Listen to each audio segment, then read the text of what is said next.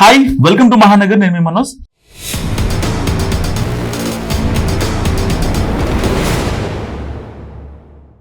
ఆస్తుల కోసం కాదు, ఆత్మగౌరవం కోసమేనంటూ మంచు మనోజ్ చేస్తున్న హడావిడి అటు సినీ పరిశ్రమను, ఇటు సొంత జిల్లా చిత్తూరులో హాట్ టాపిక్ గా మారింది.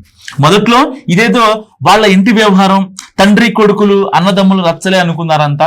కానీ రాను రాను ఇదేదో అతిలా మారుతుందని ఇరు వర్గాలు తెగేదాకా లాగుతుండడం, రచ్చరచ్చ చేస్తూ మీడియా అటెన్షన్ కోసం పాకులాడుతుండడం లాంటివి ఎబ్బెట్టుగా మారుతున్నాయన్న టాక్ కూడా మొదలైంది అందరిలో.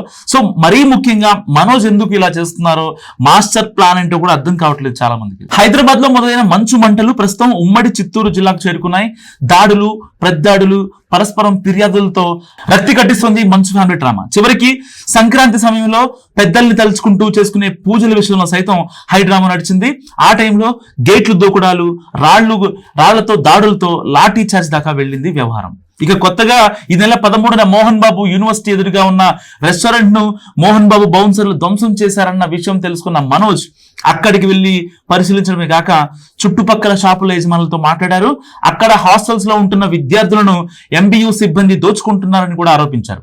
ఒక్కో విద్యార్థి నుంచి 10,000 రూపాయలు అక్రమంగా వసూలు చేస్తున్నారనేది మనోజ్ ఆరోపణ. ముఖ్యంగా ఈ విషయమై పోలీస్ కంప్లైంట్ సైతం ఇప్పించారు. సో ఇక తాజాగా రాత్రి 10:30 సమయంలో బాకరాపేట లేక్ వ్యాలీ రిసార్ట్స్ లో ఉన్న మనోజ్ దగ్గరకు వెళ్లిన ఎస్ఐ రాఘవేంద్ర ఇక్కడెందుకు ఉంటున్నారని ప్రశ్నించడంతో మనోజ్ ఫైర్ అయ్యారు.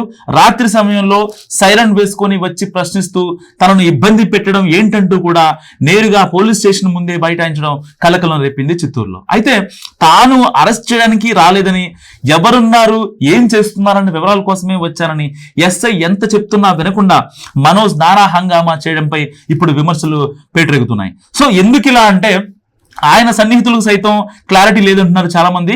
కేవలం అన్న విష్ణు మీద ఉన్న కోపంతోనే మనోజ్ ఇలా చేస్తున్నారన్న చర్చ జరుగుతుంది చిత్తూరు పొలిటికల్ సర్కిల్లో.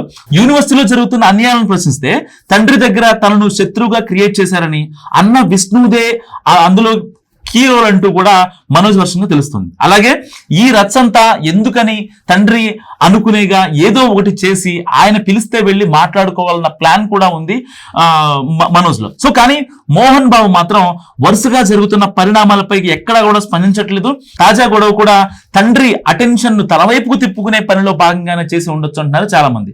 లేకుంటే రొటీన్ తనిఖీలకు వచ్చిన పోలీసులను చూసి తనను అరెస్ట్ చేయడానికి వచ్చారంటూ ఓవర్ యాక్షన్ ఎలా చేస్తారంటూ కూడా గుసగుసలాడుతుంటున్నారు చాలా మంది. సో రాను రాను ముందు కుటుంబ వ్యవహారం ఇటు పోలీసులకు కూడా తలనొప్పిగా మారుతుందని అంటున్నారు. సో ఇంటి గుట్టు వీధికేసుకొని కేసులు, దాడులు అంటూ ఎప్పుడు ఎవరొచ్చి ఆందోళన చేస్తారో తెలియని పరిస్థితుల్లో పోలీసులు వీళ్ల మీదే ఎక్కువ ఫోకస్ పెట్టాల్సి వస్తుందన్న డిపార్ట్మెంట్ టాక్ కూడా ఉందట. సో మనోజ్ ఒకటి చెప్తే విష్ణు ఇంకోటి చెప్తున్నారని, బౌన్సర్స్ తో హోటళ్ల ధ్వంసం లాంటి ఘటనల కారణంగా శాంతి భద్రతల సమస్యలు సైతం తలెత్తున్నాయంటూ పోలీసులు సైతం తలబట్టుకుంటున్నారు.